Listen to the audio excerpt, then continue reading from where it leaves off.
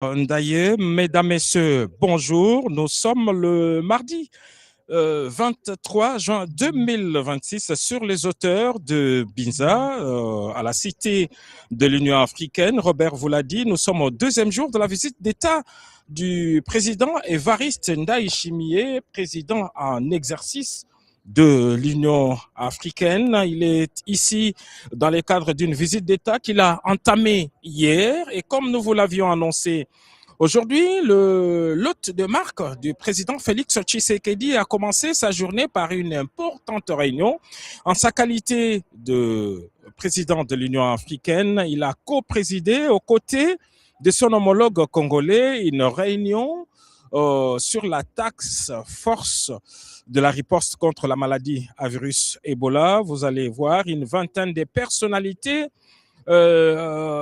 participer à cette importante réunion. Nous reviendrons d'ici quelques instants sur les images de cette rencontre en présence de deux chefs d'État. Il y a le directeur général de CDC Africa qui a fait le déplacement à la dernière minute pour participer à cette importante réunion. Ici, au plan local, Madame la Première ministre, Judith Souminois, et une bonne partie des membres du gouvernement ont participé à cette importante réunion.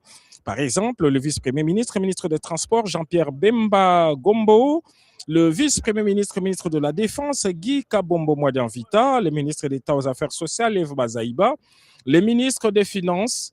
Africaine. Vous avez eu une rencontre en tête-à-tête avec votre homologue de la RDC et vous venez de sortir d'une réunion de la Task Force des ripostes contre la maladie Ebola. Pouvez-vous faire le point au terme de votre séjour d'État en République démocratique du Congo? Merci. Excellence, Monsieur le Président de la République démocratique du Congo, chers frères. Excellence, Mesdames, Messieurs les membres de ma délégation et de la délégation congolaise. À l'issue de ma visite d'État à la République démocratique du Congo, je tiens à exprimer ma profonde gratitude au peuple et aux autorités congolaises pour l'accueil chaleureux et fraternel qui a été réservé à moi et à ma délégation. Cette visite m'a permis de renforcer les liens historiques et ouvrir de nouvelles perspectives de coopération entre nos deux nations. On a parlé de beaucoup de choses, notamment le renforcement de nos relations bilatérales. Avec mon frère, nous avons chaleureusement renouvelé notre engagement à renforcer la coopération dans tous les domaines, qu'il s'agisse de politique, des domaines de diplomatie, de sécurité, d'économie, de culture, d'humanitaire ou de social. Nous avons également décidé de relancer avec enthousiasme les mécanismes bilatéraux de concertation afin d'injecter une nouvelle dynamique positive dans les relations entre le Burundi et la RDC. On a aussi parlé de l'organisation de la grande commission mixte permanente de coopération. Nous nous sommes mis d'accord sur la prochaine session de la commission mixte qui aura lieu à Bujumbura. Nous sommes déterminés alors à travailler ensemble pour accélérer la mise en œuvre des engagements existants et explorer de nouvelles opportunités de projets de coopération. Il y a un point très important sur lequel nous avons traité, c'est la paix et la sécurité à l'est de la RDC. Nous avons procédé à l'évaluation approfondie de la situation sécuritaire dans l'est et j'ai exprimé mon soutien aux efforts diplomatiques, régionaux et internationaux visant à instaurer une paix durable et à garantir la stabilité dans la région des Grands Lacs. Le Burundi reste convaincu que la résolution durable des crises qui affectent l'est de la RDC passe nécessairement par une approche globale et intégrée visant à mettre fin au cycle récurrent de violence et à promouvoir le développement socio-économique des populations concernées. Face aux menaces qui représentent les groupes terroristes étrangers et les forces négatives opérant à l'est de la RDC, le Burundi estime nécessaire de poursuivre et de renforcer la mutualisation des efforts entre les États de la région. Le Burundi soutient toutes les initiatives visant à rétablir la paix durable à la République démocratique du Congo, notamment le processus de Washington, le processus de Doha, ainsi aussi que les efforts de l'Union africaine à travers l'action du médiateur de l'Union africaine pour la paix en RDC, appuyé par le panel des anciens chefs d'État africains. J'ai réaffirmé mon engagement personnel dans la médiation africaine, notamment par le biais d'un mécanisme de suivi des processus en cours. Aussi, j'ai eu l'occasion de m'engager à toujours soutenir les institutions de la RDC dans ce travail important de ramener la paix. Ce travail qui demande aussi que les institutions soient stables. Ici, j'ai appelé, je conseille même tous les Congolais à rester unis. Il faut avoir confiance que vous avez un ennemi commun. Quand vous avez un ennemi commun, pour le combattre, il faut une unité. C'est vraiment qu'il peut y avoir des difficultés dans toutes les sociétés. On n'est pas au paradis, mais il faut surpasser tout cela. Et j'ai remercié beaucoup mon frère, le président Félix, qui a les bras ouverts envers le dialogue. Et moi, j'ai soutenu cette initiative de toujours avoir les bras ouverts à tout le peuple congolais. Et donc, je serai toujours disposé à soutenir toute initiative visant à maintenir l'unité et la cohésion dans la société, mais en insistant toujours sur la stabilité interne et l'unité entre tous les Congolais, quelles que soient les différences. Aussi, comme vous venez de le voir, nous venons de nous réunir autour d'un sujet important. C'est l'épidémie d'Ebola qui nous a réunis pour être informés par l'équipe de riposte. Nous encourageons cette équipe, mais aussi j'exprime ma solidarité avec la République démocratique du Congo, le peuple congolais. Cette maladie, il ne faut pas la traiter sans avoir confiance à la science. L'exemple que je donne, c'est le Burundi n'a pas fermé les frontières, mais le Burundi n'a jamais été affecté parce que nous devons prendre des mesures de préparation, de prévention et en collaboration avec les organes de l'État de la République démocratique du Congo, nous essayons toujours de maîtriser. C'est pour cela que je voudrais saisir cette occasion aussi à appeler tous les États, surtout africains, d'être solidaires et aussi au monde entier d'être solidaires, plutôt de nous enfermer. Il faut être solidaires et gérer ensemble cette épidémie qui n'est pas une épidémie qui peut faire peur comme COVID-19. Donc, j'appelle tous les États à ne pas fermer les frontières, mais plutôt à être solidaires en traitant cette maladie ensemble.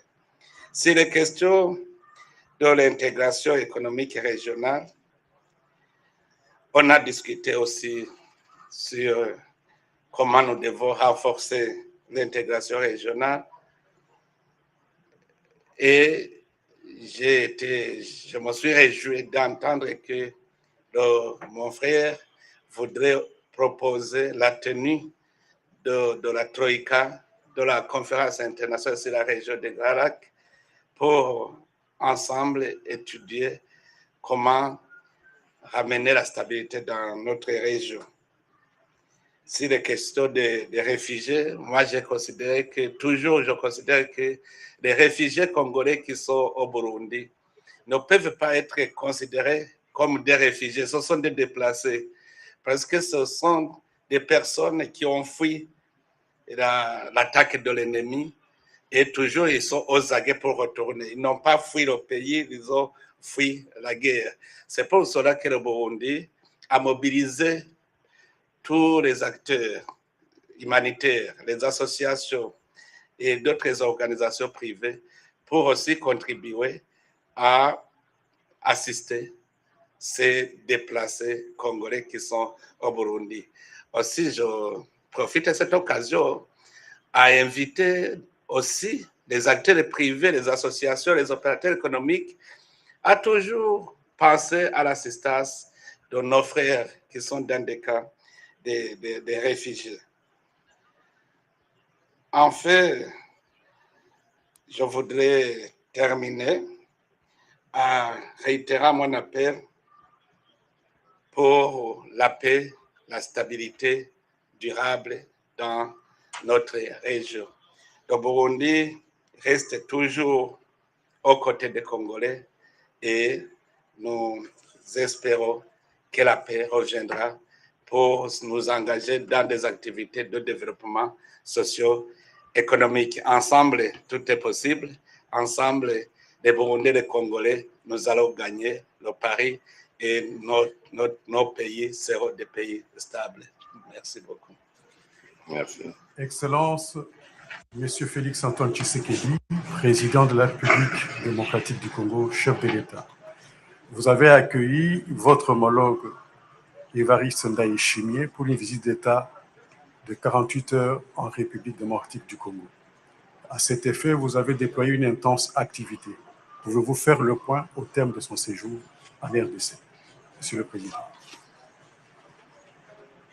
Monsieur le Président, mon cher frère, j'ai été particulièrement heureux de vous accueillir pendant ces 2 jours ici à Kinshasa, ainsi que la première dame du Burundi, Madame Angéline Ndayishimiye, et toute votre délégation. Mesdames et messieurs de la presse, la présence du président Ndayishimiye en République démocratique du Congo à l'occasion de cette visite d'État témoigne de l'excellence des relations d'amitié, de fraternité et de coopération qui unissent nos 2 pays et nos 2 peuples. La République démocratique du Congo et la République du Burundi partagent bien plus qu'une frontière. Nous partageons une histoire, une géographie, des liens humains, des intérêts communs et surtout une même aspiration à faire de la région des Grands Lacs un espace de paix, de stabilité, de développement et de prospérité partagée. Au cours des différents échanges que nous avons eus, nous avons procédé à un examen approfondi de l'état de nos relations bilatérales ainsi que des principaux défis et opportunités auxquels nos 2 pays, notre sous-région et notre continent sont confrontés. Nos échanges ont été francs, sincères, fraternels, constructifs et empreints d'une convergence de vues sur l'essentiel, la nécessité de consolider la paix, de renforcer la sécurité, d'intensifier la coopération économique et de bâtir avec responsabilité un avenir commun pour nos peuples. Nous avons réaffirmé notre volonté commune de donner une impulsion nouvelle à la coopération entre la République démocratique du Congo et la République du Burundi, notamment dans les domaines politiques, diplomatiques, sécuritaires, économiques, culturels, humanitaires et sociaux. À cet égard, nous avons convenu de tenir au mois de septembre prochain à Bujumbura la commission mixte permanente de coopération entre nos deux pays. Cette session devra permettre d'approfondir davantage notre coopération économique et commerciale, notamment par la mise en place d'un cadre juridique et institutionnel adapté, incluant la création d'une chambre de commerce conjointe. Nous avons également exprimé notre volonté commune d'élargir les bénéfices de cette coopération à l'ensemble des territoires de nos deux pays, au-delà des seules zones frontalières, afin de favoriser une intégration économique plus large, plus équilibrée et plus inclusive. Cette commission devra permettre à nos deux gouvernements d'accélérer la mise en œuvre des engagements déjà pris, d'identifier de nouveaux projets structurants et de faire de notre coopération un levier concret au service de nos populations. S'agissant de la situation sécuritaire dans l'Est de la République démocratique du Congo, nous avons longuement échangé sur les efforts en cours en vue de restaurer durablement la paix, la sécurité, la stabilité et l'autorité de l'État dans les zones affectées. J'ai réaffirmé devant mon frère, le président Ndayishimiye, l'engagement constant de la République démocratique du Congo en faveur d'une paix juste, durable et vérifiable. Notre pays demeure pleinement engagé dans les initiatives diplomatiques en cours, notamment les processus de Washington et de Doha, ainsi que la médiation africaine dans le respect de notre souveraineté, de notre intégrité territoriale et des principes du droit international. Nous avons également échangé sur le rôle des mécanismes régionaux dans la consolidation de la paix et de la stabilité dans la région des Grands Lacs. À cet égard, nous avons confirmé la tenue au mois de septembre prochain de la réunion de la Troïka de la Conférence internationale sur la région des Grands Lacs, la CIRGL en sigle.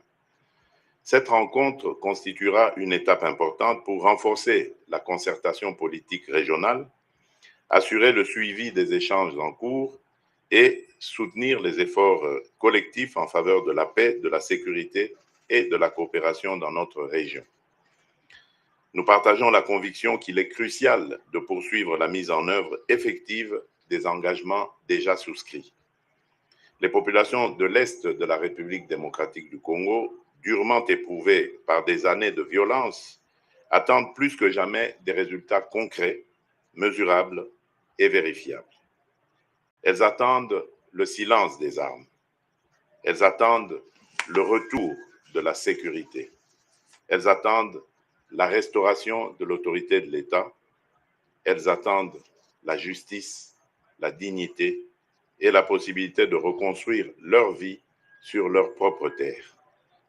C'est pourquoi la République démocratique du Congo continuera de défendre avec fermeté et responsabilité sa souveraineté nationale, tout en restant disponible pour toutes les initiatives sincères, susceptibles de conduire à une paix durable dans la région des Grands Lacs.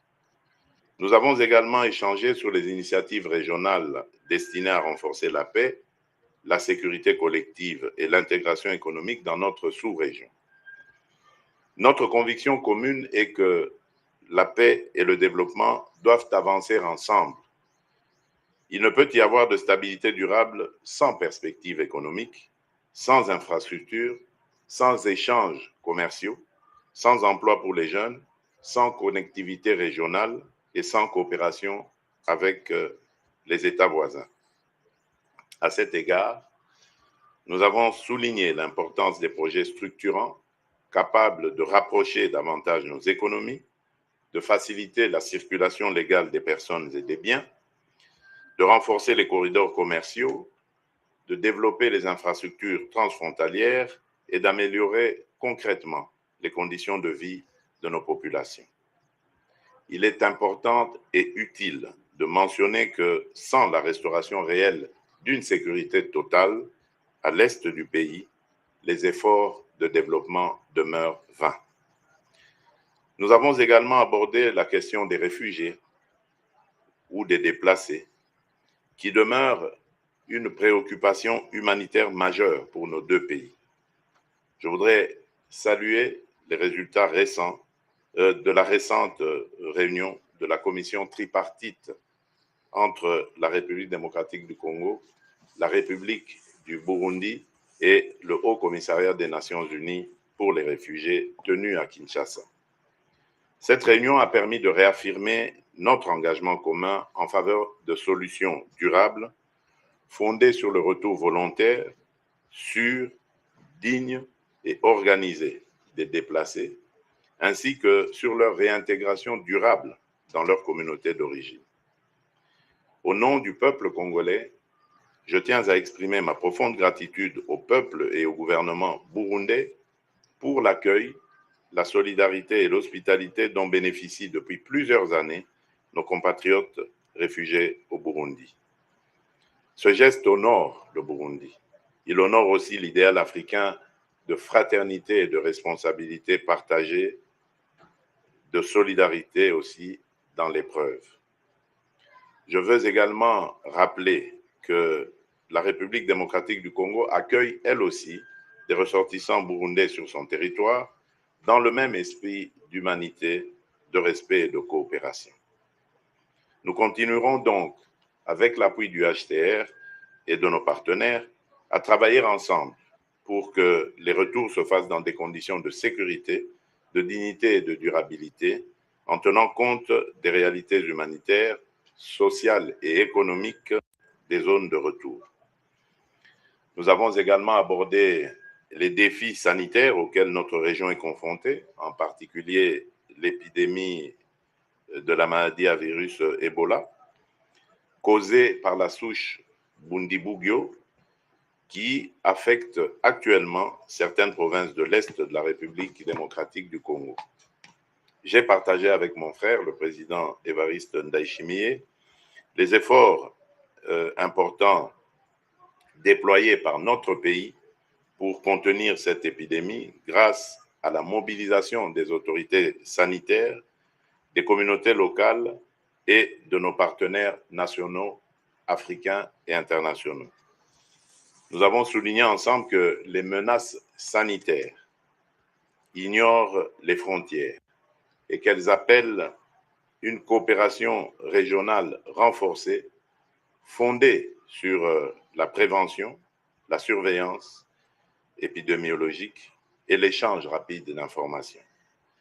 À cet égard, la réunion tenue ce jour avec la Task Force nationale de lutte contre Ebola a permis de présenter à mon frère, son Excellence, Monsieur le Président Évariste Ndayishimiye, et un état des lieux complet à date de la situation épidémiologique ainsi que des mesures de riposte engagées par notre pays. Nous avons réaffirmé les défis sanitaires auxquels l'Afrique est confrontée. Nous avons réaffirmé que les défis sanitaires auxquels l'Afrique est confrontée appellent une solidarité accrue entre les États, une coopération régionale renforcée et une mobilisation continue des mécanismes continentaux de prévention, d'alerte et de réponse aux urgences sanitaires. La protection de la santé de nos populations demeure un impératif collectif et un pilier essentiel de la stabilité et du développement durable de notre continent. Je voudrais aussi par la même occasion annoncer ici ma descente très prochaine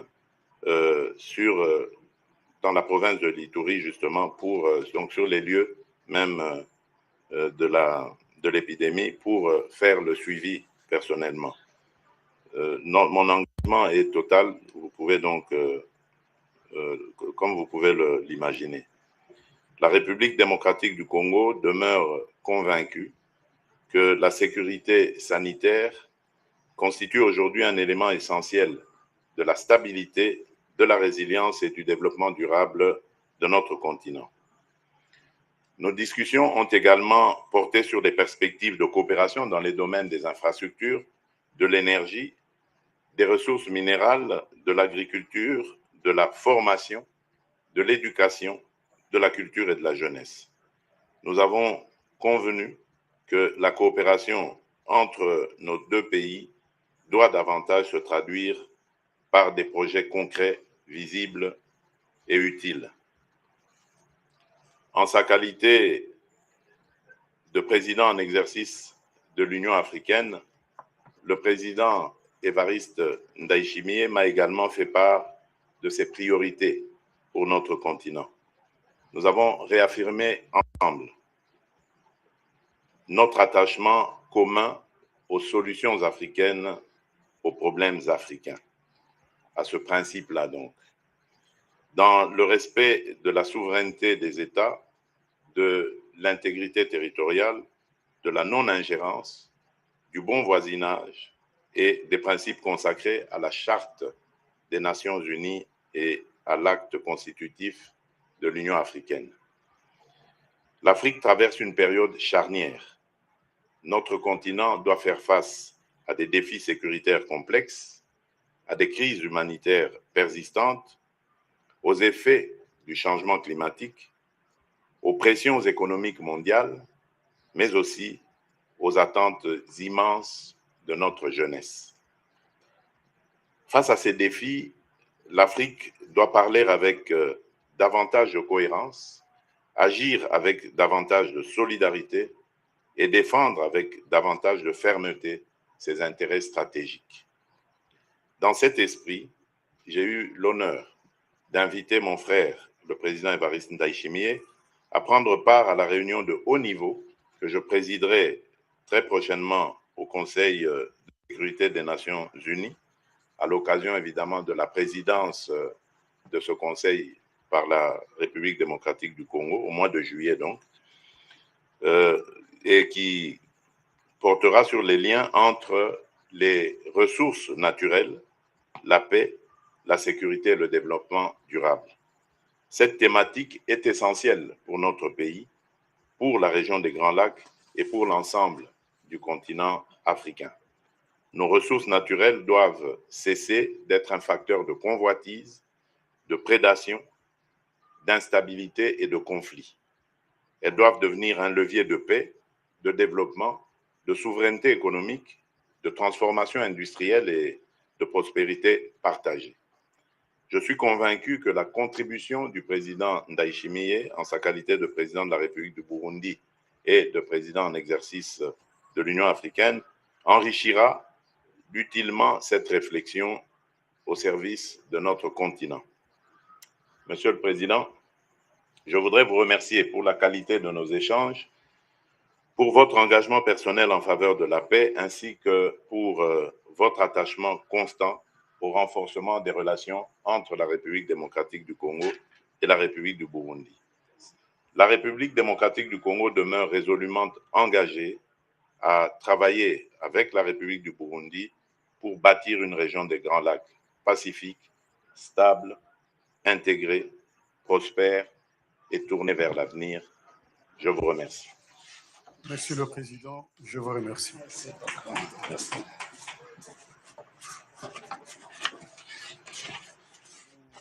En exercice de l'Union africaine, Évariste Ndayishimiye, et le président de la République démocratique du Congo, Félix Antoine Tshisekedi Tshilombo. La grande annonce, c'est la descente du président dans la province de l'Ituri pour suivre personnellement l'évolution de la maladie à virus Ebola jusqu'à Kusema. En plus de cette annonce, il y a cette convergence de vues entre les deux chefs d'État. Le Ndayishimiye qui s'est exprimé en premier a dit que cette rencontre procède au renforcement des relations bilatérales. Il a renouvelé son engagement politique, social et humanitaire envers la République démocratique du Congo. Il a confirmé, comme l'a fait aussi le président Félix Tshisekedi, la relance du mécanisme de concertation, et les deux chefs d'État ont annoncé la tenue prochaine de la réunion mixte à Bujumbura, après celle de Kinshasa il y a quelques mois. Les deux chefs d'État ont parlé également de l'organisation de la réunion de la Troïka, toujours au mois de septembre. Et un autre point important, c'est celui relatif sur la paix et la sécurité. Les deux chefs d'État ont procédé à une évaluation approfondie et les présidents Ndayishimiye a exprimé tout son soutien aux efforts diplomatiques dans la sous-région. Il reste convaincu que la résolution passe par une approche globale et intégrée. Fin de citation. Alors, face aux menaces des troupes terroristes, les Burundis estiment nécessaire de poursuivre la mutualisation des efforts dans la sous-région. En clair, il veut dire que les forces armées burundaises restent engagées aux côtés d'eux et FARDC. Il a soutenu également tout le processus de médiation. Alors, en ce qui concerne la maladie à virus Ebola, l'hôte de marque vient de dire qu'il exprime toute sa solidarité à l'endroit de la République démocratique du Congo. C'est une maladie qu'il ne faut pas traiter sans faire confiance à la science. Et il a lancé un appel au monde entier et à l'Afrique de ne pas fermer les barrières à la République démocratique du Congo. Il a renouvelé cet appel. Il a donné même l'exemple de son pays qui n'a pas fermé ses frontières, mais qui a développé un mécanisme de protection. Au sujet des réfugiés, lui préfère ne pas parler de réfugiés parce que ces Congolais n'ont pas fui leur pays, mais seulement ils ont fui la guerre. Le président Félix Tshisekedi, lui, est également revenu avec les mêmes mots. Il a réaffirmé la volonté commune dans plusieurs domaines, dans les domaines de la diplomatie, de la sécurité, de l'économie et dans les secteurs humanitaires. Il a donné la date de la commission mixte. Comme on l'a dit, c'est au mois de septembre. Sur la situation sécuritaire, c'est le même engagement entre les deux chefs d'État. Il a parlé aussi de la Troïka. Voilà ce que nous pouvons faire. Et puisque nous sommes encore ici, parmi les personnalités qui ont participé à cette réunion de ce matin figure Dr Jean Kaseya. Il est président de CDC Africa. Il a fait les déplacements à la dernière minute pour pouvoir justement participer à cette importante réunion. Dr Jean Kaseya, bonjour et bienvenue encore une fois à Kinshasa, votre pays, votre ville. Merci beaucoup et j'ai été heureux d'être là et de participer à cette réunion de haut niveau. Alors, vous avez fait l'évaluation de la situation. Vous qui coordonnez les actions au niveau africain, la population veut savoir est-ce qu'il y a lieu d'espérer? Oui, il y a lieu d'espérer puisque d'abord il y a un engagement politique de très haut niveau et comme le président l'a dit aujourd'hui, il compte faire une descente en Ituri. On ne peut pas avoir un engagement aussi fort que ça. Deuxièmement, il y a le financement que le gouvernement donne qui couvre déjà 20% de la réponse. Troisièmement, il y a le côté technique. On voit le ministre avec professeur Muyembe et tous les dispositifs en place. C'est vrai qu'aujourd'hui, les grands challenges, c'est au niveau humanitaire puisque nous avons une grande population qui se trouve dans des camps, qui n'a pas accès à des soins appropriés. Il y a aussi un problème qui est au niveau des prises en charge des cas, mais je pense qu'il y a lieu d'espérer, surtout si les moyens sont mis à la disposition des équipes pour répondre à cela. Ok, merci beaucoup, Dr Jean Kaseya. Nous allons prendre dans l'entretemps Dr Jean-Jacques Muyembe, qui n'est plus à présenter. Docteur, vous avez fait une présentation certainement devant le président de l'Union africaine qui est impliqué dans cette riposte et le message qu'il vient de livrer aujourd'hui. Il appelle le monde entier à ouvrir les frontières à la République démocratique du Congo. Il a donné l'exemple de son propre pays. Vous, en tant que spécialiste, quel commentaire vous faites de ce message lancé par le président en exercice de l'Union africaine?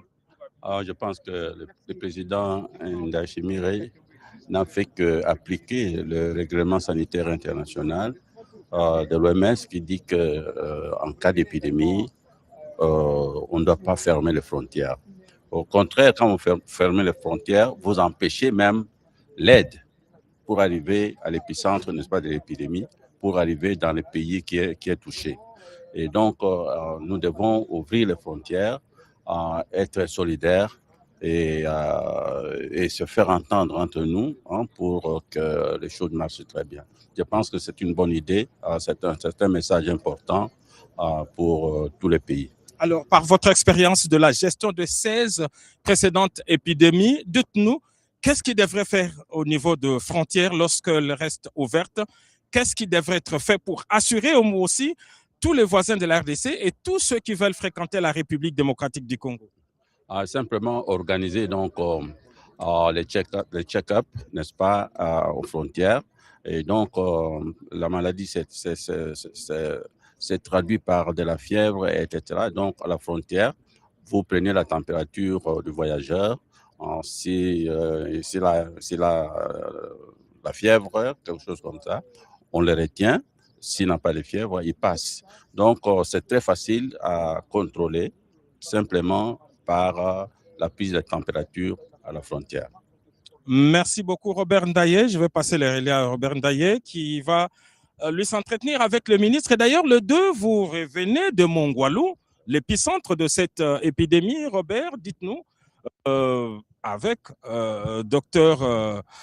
monsieur le ministre Roger Kamba, dites-nous, vous venez du terrain, mais c'est aussi catastrophique que le présente le média.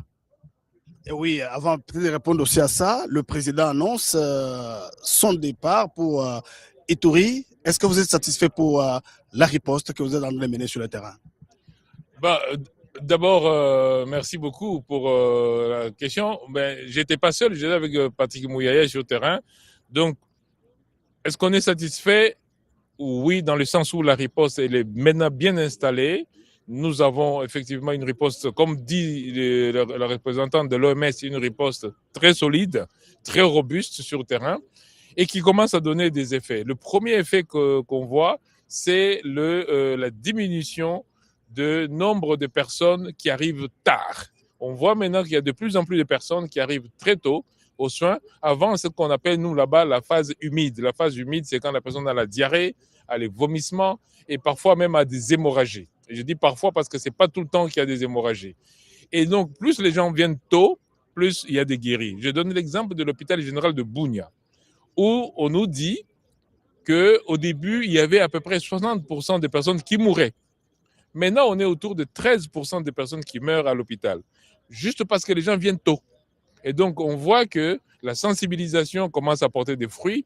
On voit que la mobilisation communautaire commence à porter des fruits. On voit que le travail fait par les leaders communautaires. Nous sommes partis avec des députés. Nous sommes partis avec des députés nationaux, mais ma deuxième descente, on avait déjà rencontré les députés locaux. Donc, vraiment, on sent que la riposte est de plus en plus solide sur le terrain. Ce que je peux dire, c'est qu'en termes de compte, nous avons installé plus de 516 lits en moins d'un mois. Nous avons installé plus de 9 laboratoires en moins d'un mois.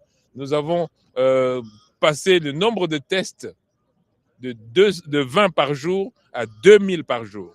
Donc, la riposte est en train de se mettre en place et on a des partenaires solides. On a OMS qui est très solide avec nous sur le terrain. On a Africa CDC qui est très solide avec nous sur le terrain. On a l'UNICEF, on a d'autres aussi. Et nous avons une mobilisation internationale qui se met aussi en mouvement de manière solide.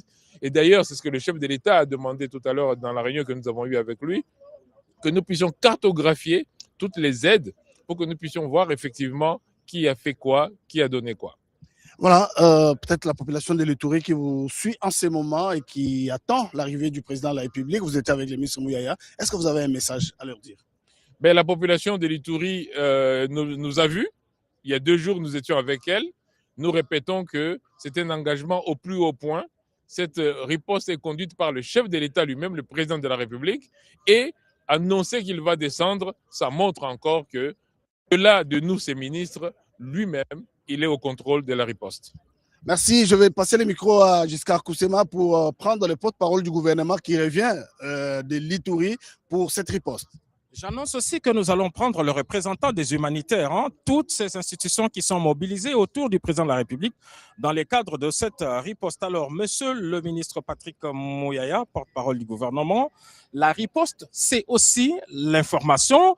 L'un des fronts, c'est la désinformation. Aujourd'hui, on sent que certaines qui participent à cette campagne de désinformation ne se cachent plus, à l'instar de ce responsable rebelle qui s'affiche carrément et qui avoue simplement participer à cette désinformation. Votre réaction?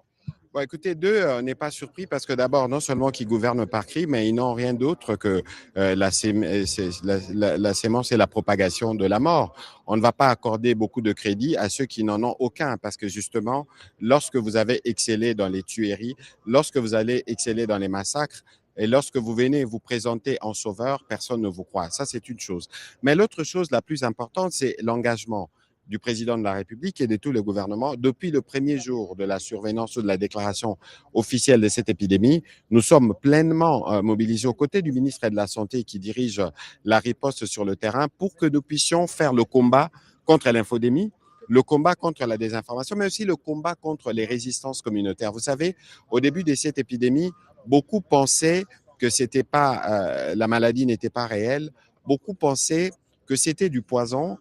Mais aujourd'hui, grâce à la sensibilisation que nous avons mise en place, grâce aux efforts continus qui sont faits sur place par nos équipes, nous pensons que progressivement, la population a pris conscience. Et c'est ça, les game changers. Parce que si vous regardez les chiffres aujourd'hui, il y a plus de cas, ça veut dire qu'on fait plus de tests. Il y a moins de morts, ça veut dire qu'il y a plus de gens qui se rendent à l'hôpital à temps. Et on a aujourd'hui au moins 100 guéris. C'est tout aussi illustratif, justement, de la stratégie de la riposte qui fonctionne. Et l'annonce du président de la République aujourd'hui à se rendre sur place, c'est la preuve justement que toute la nation est pleinement mobilisée en soutien à nos compatriotes qui sont éprouvés par cette épreuve pour qu'ensemble nous puissions en sortir et dans les meilleurs délais. C'est un exemple d'engagement, c'est un exemple de solidarité également qu'a exprimé aujourd'hui le président de la République. Il viendra à Mongwalou, il sera à Bunia. Et nous allons terminer avec le représentant des humanitaires. Je pense que le représentant de l'OMS, si je ne m'abuse, c'est encore Africa CDC, c'est vrai, docteur Jean Cassé a parlé. Vous êtes sur place ici. Juste un mot avant de terminer cette antenne avec Robert Ndaye. Alors, la chose que je voudrais dire ici, c'est qu'on est très content que le chef de l'État ait annoncé qu'il va visiter le terrain pour encourager ceux qui sont en train de lutter contre la maladie. Je pense que c'est un signal très fort. Un signal très fort qui montre qu'il a pris les choses en main.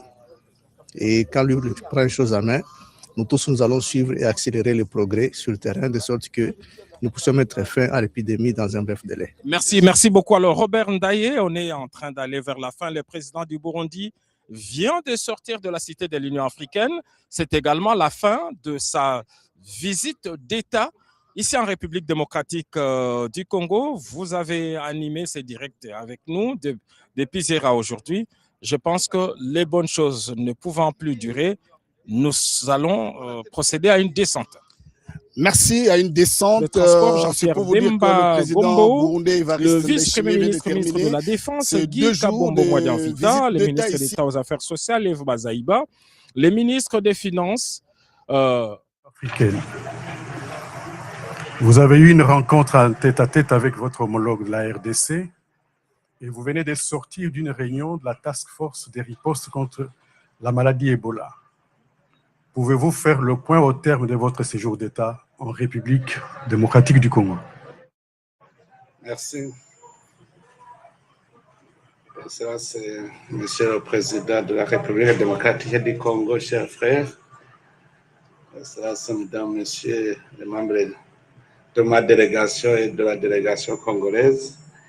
À l'issue de ma visite d'État en République démocratique du Congo, je tiens à exprimer ma profonde gratitude au peuple et aux autorités congolaises pour l'accueil chaleureux et fraternel qui a été réservé à moi et à ma délégation. Cette visite m'a permis de renforcer les liens historiques et ouvrir de nouvelles perspectives de coopération entre nos deux nations. On a parlé de beaucoup de choses, notamment le renforcement de nos relations bilatérales. Avec mon frère, nous avons chaleureusement renouvelé notre engagement à renforcer la coopération dans tous les domaines, qu'il s'agisse de politique, des domaines de diplomatie, de sécurité, d'économie, de culture, d'humanitaire ou de social. Nous avons également décidé de relancer avec enthousiasme les mécanismes bilatéraux de concertation afin d'injecter une nouvelle dynamique positive dans les relations entre le Burundi et la RDC. On a aussi parlé de l'organisation de la grande commission mixte permanente de coopération. Nous nous sommes mis d'accord sur la prochaine session de la commission mixte qui aura lieu à Bujumbura. Nous sommes déterminés alors à travailler ensemble pour accélérer la mise en œuvre des engagements existants et explorer de nouvelles opportunités de projets de coopération. Il y a un point très important sur lequel nous avons traité, c'est la paix et la sécurité à l'est de la RDC. Nous avons procédé à l'évaluation approfondie de la situation sécuritaire dans l'est et j'ai exprimé mon soutien aux efforts diplomatiques, régionaux et internationaux visant à instaurer une paix durable et à garantir la stabilité dans la région des Grands Lacs. Le Burundi reste convaincu que la résolution durable des crises qui affectent l'est de la RDC passe nécessairement par une approche globale et intégrée visant à mettre fin au cycle récurrent de violence et à promouvoir le développement socio-économique des populations concernées. Face aux menaces qui représentent les groupes terroristes étrangers et les forces négatives opérant à l'est de la RDC, le Burundi estime nécessaire de poursuivre et de renforcer la mutualisation des efforts entre les États de la région. Le Burundi soutient toutes les initiatives visant à rétablir la paix durable à la République démocratique du Congo, notamment le processus de Washington, le processus de Doha, ainsi aussi que les efforts de l'Union africaine à travers l'action du médiateur de l'Union africaine pour la paix en RDC, appuyé par le panel des anciens chefs d'État africains. J'ai réaffirmé mon engagement personnel dans la médiation africaine, notamment par le biais d'un mécanisme de suivi des processus en cours. Aussi, j'ai eu l'occasion de m'engager à toujours soutenir les institutions de la RDC dans ce travail important de ramener la paix. Ce travail qui demande aussi que les institutions soient stables. Ici, j'ai appelé, je conseille même tous les Congolais à rester unis. Il faut avoir confiance que vous avez un ennemi commun. Quand vous avez un ennemi commun, pour le combattre, il faut une unité. Sûrement qu'il peut y avoir des difficultés dans toutes les sociétés, on n'est pas au paradis, mais il faut surpasser tout cela. Et j'ai remercié beaucoup mon frère, le président Félix, qui a les bras ouverts envers le dialogue. Et moi, j'ai soutenu cette initiative de toujours avoir les bras ouverts à tout le peuple congolais. Et donc, je serai toujours disposé à soutenir toute initiative visant à maintenir l'unité et la cohésion dans la société, mais en insistant toujours sur la stabilité interne et l'unité entre tous les Congolais, quelles que soient les différences. Aussi, comme vous venez de le voir, nous venons de nous réunir autour d'un sujet important. C'est l'épidémie d'Ebola qui nous a réunis pour être informés par l'équipe de riposte. Nous encourageons cette équipe, mais aussi j'exprime ma solidarité avec la République démocratique du Congo, le peuple congolais. Cette maladie, il ne faut pas la traiter sans avoir confiance à la science.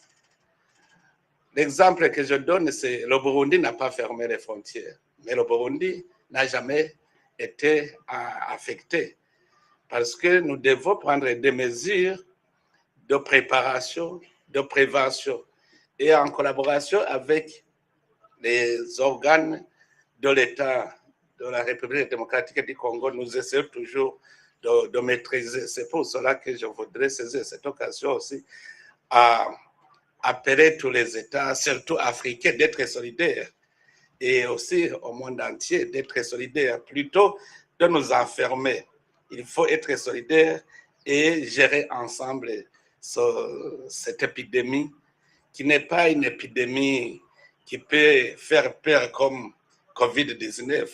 Donc, j'appelle tous les États à ne pas fermer les frontières, mais plutôt à être solidaires en traitant cette maladie ensemble.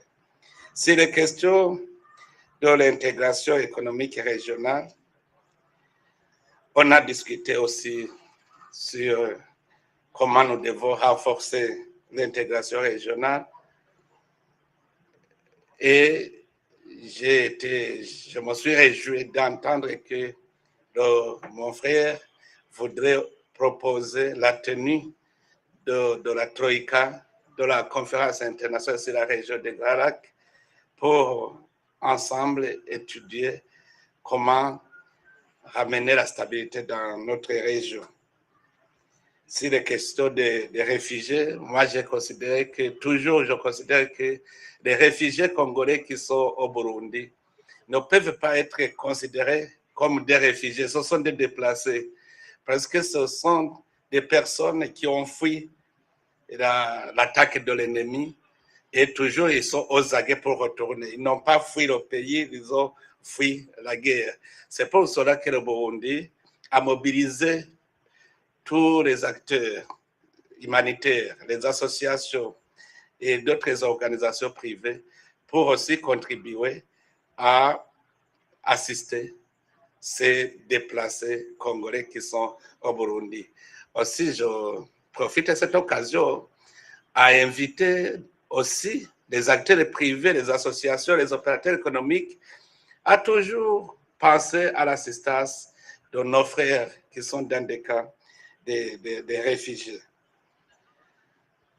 Enfin, je voudrais terminer en réitérant mon appel pour la paix, la stabilité durable dans notre région. Le Burundi reste toujours aux côtés des Congolais et nous espérons que la paix reviendra pour nous engager dans des activités de développement socio-économique. Ensemble, tout est possible. Ensemble, les Burundais et les Congolais, nous allons gagner le pari et nos pays seront des pays stables. Merci beaucoup. Merci. Excellence, Monsieur Félix Antoine Tshisekedi, président de la République démocratique du Congo, chef de l'État. Vous avez accueilli votre homologue Évariste Ndayishimiye pour une visite d'État de 48 heures en République démocratique du Congo. À cet effet, vous avez déployé une intense activité. Pouvez-vous faire le point au terme de son séjour en RDC, Monsieur le Président? Monsieur le Président, mon cher frère, j'ai été particulièrement heureux de vous accueillir pendant ces 2 jours ici à Kinshasa, ainsi que la première dame du Burundi, Madame Angéline Ndayishimiye, et toute votre délégation. Mesdames et messieurs de la presse, la présence du président Ndayishimiye en République démocratique du Congo à l'occasion de cette visite d'État témoigne de l'excellence des relations d'amitié, de fraternité et de coopération qui unissent nos deux pays et nos deux peuples. La République démocratique du Congo et la République du Burundi partagent bien plus qu'une frontière. Nous partageons une histoire, une géographie, des liens humains, des intérêts communs et surtout une même aspiration à faire de la région des Grands Lacs un espace de paix, de stabilité, de développement et de prospérité partagée. Au cours des différents échanges que nous avons eus, nous avons procédé à un examen approfondi de l'état de nos relations bilatérales, ainsi que des principaux défis et opportunités auxquels nos deux pays, notre sous-région et notre continent sont confrontés. Nos échanges ont été francs, sincères, fraternels, constructifs et empreints d'une convergence de vues sur l'essentiel, la nécessité de consolider la paix, de renforcer la sécurité, d'intensifier la coopération économique et de bâtir avec responsabilité un avenir commun pour nos peuples. Nous avons réaffirmé notre volonté commune de donner une impulsion nouvelle à la coopération entre la République démocratique du Congo et la République du Burundi, notamment dans les domaines politiques, diplomatiques, sécuritaires, économiques, culturels, humanitaires et sociaux. À cet égard, nous avons convenu de tenir au mois de septembre prochain à Bujumbura la commission mixte permanente de coopération entre nos deux pays. Cette session devra permettre d'approfondir davantage notre coopération économique et commerciale, notamment par la mise en place d'un cadre juridique et institutionnel adapté, incluant la création d'une chambre de commerce conjointe. Nous avons également exprimé notre volonté commune d'élargir les bénéfices de cette coopération à l'ensemble des territoires de nos deux pays, au-delà des seules zones frontalières, afin de favoriser une intégration économique plus large, plus équilibrée et plus inclusive. Cette commission devra permettre à nos deux gouvernements d'accélérer la mise en œuvre des engagements déjà pris, d'identifier de nouveaux projets structurants et de faire de notre coopération un levier concret au service de nos populations. S'agissant de la situation sécuritaire dans l'Est de la République démocratique du Congo, nous avons longuement échangé sur les efforts en cours en vue de restaurer durablement la paix, la sécurité, la stabilité et l'autorité de l'État dans les zones affectées. J'ai réaffirmé devant mon frère, le président Ndayishimiye, l'engagement constant de la République démocratique du Congo en faveur d'une paix juste, durable et vérifiable. Notre pays demeure pleinement engagé dans les initiatives diplomatiques en cours, notamment les processus de Washington et de Doha, ainsi que la médiation africaine dans le respect de notre souveraineté, de notre intégrité territoriale et des principes du droit international. Nous avons également échangé sur le rôle des mécanismes régionaux dans la consolidation de la paix et de la stabilité dans la région des Grands Lacs. À cet égard, nous avons confirmé la tenue au mois de septembre prochain de la réunion de la Troïka de la Conférence internationale sur la région des Grands Lacs, la CIRGL en sigle. Cette rencontre constituera une étape importante pour renforcer la concertation politique régionale, assurer le suivi des échanges en cours et soutenir les efforts collectifs en faveur de la paix, de la sécurité et de la coopération dans notre région. Nous partageons la conviction qu'il est crucial de poursuivre la mise en œuvre effective des engagements déjà souscrits. Les populations de l'Est de la République démocratique du Congo, durement éprouvées par des années de violence, attendent plus que jamais des résultats concrets, mesurables et vérifiables. Elles attendent le silence des armes. Elles attendent le retour de la sécurité. Elles attendent la restauration de l'autorité de l'État. Elles attendent la justice, la dignité et la possibilité de reconstruire leur vie sur leur propre terre. C'est pourquoi la République démocratique du Congo continuera de défendre avec fermeté et responsabilité sa souveraineté nationale, tout en restant disponible pour toutes les initiatives sincères, susceptibles de conduire à une paix durable dans la région des Grands Lacs. Nous avons également échangé sur les initiatives régionales destinées à renforcer la paix, la sécurité collective et l'intégration économique dans notre sous-région. Notre conviction commune est que la paix et le développement doivent avancer ensemble. Il ne peut y avoir de stabilité durable sans perspective économique, sans infrastructure, sans échanges commerciaux, sans emploi pour les jeunes, sans connectivité régionale et sans coopération avec les États voisins. À cet égard, nous avons souligné l'importance des projets structurants capables de rapprocher davantage nos économies, de faciliter la circulation légale des personnes et des biens, de renforcer les corridors commerciaux, de développer les infrastructures transfrontalières et d'améliorer concrètement les conditions de vie de nos populations.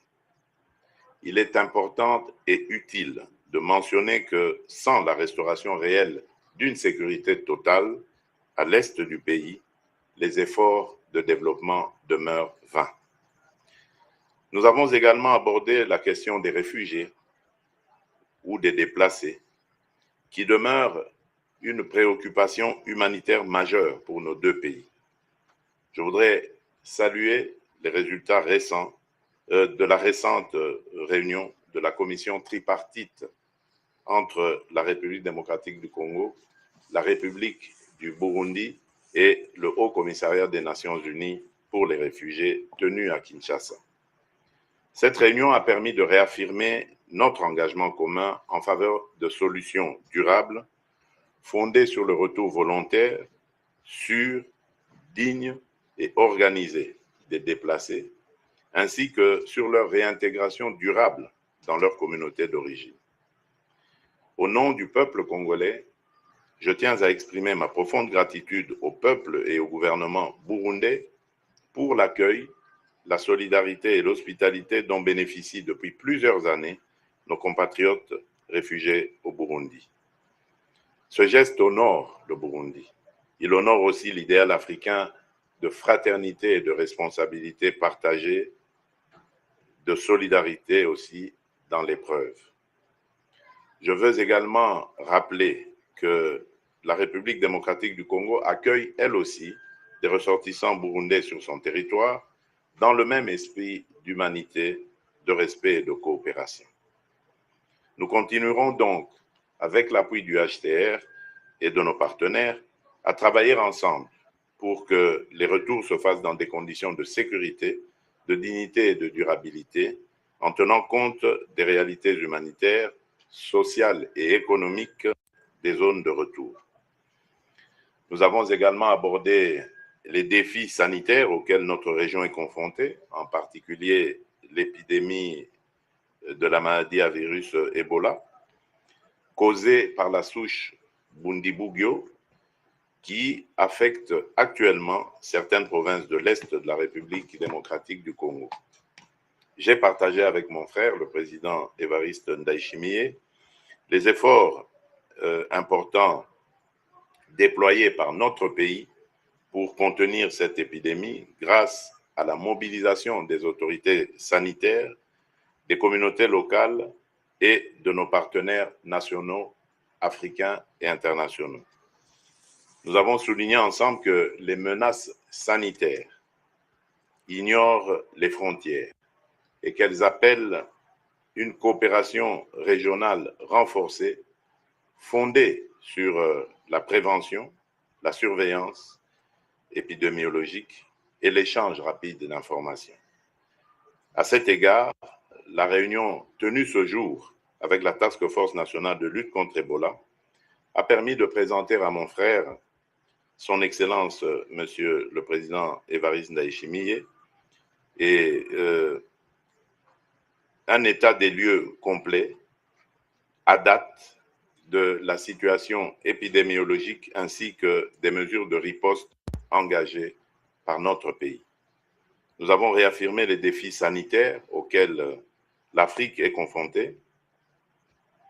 Nous avons réaffirmé que les défis sanitaires auxquels l'Afrique est confrontée appellent une solidarité accrue entre les États, une coopération régionale renforcée et une mobilisation continue des mécanismes continentaux de prévention, d'alerte et de réponse aux urgences sanitaires. La protection de la santé de nos populations demeure un impératif collectif et un pilier essentiel de la stabilité et du développement durable de notre continent. Je voudrais aussi par la même occasion annoncer ici ma descente très prochaine dans la province de l'Ituri, justement, donc sur les lieux même de l'épidémie, pour faire le suivi personnellement. Mon engagement est total, vous pouvez donc, comme vous pouvez l'imaginer. La République démocratique du Congo demeure convaincue que la sécurité sanitaire constitue aujourd'hui un élément essentiel de la stabilité, de la résilience et du développement durable de notre continent. Nos discussions ont également porté sur des perspectives de coopération dans les domaines des infrastructures, de l'énergie, des ressources minérales, de l'agriculture, de la formation, de l'éducation, de la culture et de la jeunesse. Nous avons convenu que la coopération entre nos deux pays doit davantage se traduire par des projets concrets, visibles et utiles.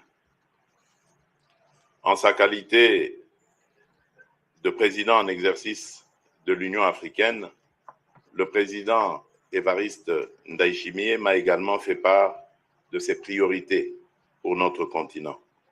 Nous avons réaffirmé ensemble notre attachement commun aux solutions africaines aux problèmes africains, à ce principe-là donc, dans le respect de la souveraineté des États, de l'intégrité territoriale, de la non-ingérence, du bon voisinage et des principes consacrés à la Charte des Nations Unies et à l'acte constitutif de l'Union africaine. L'Afrique traverse une période charnière. Notre continent doit faire face à des défis sécuritaires complexes, à des crises humanitaires persistantes, aux effets du changement climatique, aux pressions économiques mondiales, mais aussi aux attentes immenses de notre jeunesse. Face à ces défis, l'Afrique doit parler avec davantage de cohérence, agir avec davantage de solidarité et défendre avec davantage de fermeté ses intérêts stratégiques. Dans cet esprit, j'ai eu l'honneur d'inviter mon frère, le président Évariste Ndayishimiye, à prendre part à la réunion de haut niveau que je présiderai très prochainement au Conseil de sécurité des Nations Unies, à l'occasion évidemment de la présidence de ce Conseil par la République démocratique du Congo, au mois de juillet donc, et qui portera sur les liens entre les ressources naturelles, la paix, la sécurité et le développement durable. Cette thématique est essentielle pour notre pays, pour la région des Grands Lacs et pour l'ensemble du continent africain. Nos ressources naturelles doivent cesser d'être un facteur de convoitise, de prédation, d'instabilité et de conflit. Elles doivent devenir un levier de paix, de développement, de souveraineté économique, de transformation industrielle et de prospérité partagée. Je suis convaincu que la contribution du président Ndayishimiye, en sa qualité de président de la République du Burundi et de président en exercice de l'Union africaine, enrichira utilement cette réflexion au service de notre continent. Monsieur le Président, je voudrais vous remercier pour la qualité de nos échanges, pour votre engagement personnel en faveur de la paix, ainsi que pour votre attachement constant au renforcement des relations entre la République démocratique du Congo et la République du Burundi. La République démocratique du Congo demeure résolument engagée à travailler avec la République du Burundi pour bâtir une région des Grands Lacs pacifique, stable, intégrée, prospère et tournée vers l'avenir. Je vous remercie. Monsieur le Président, je vous remercie. Merci.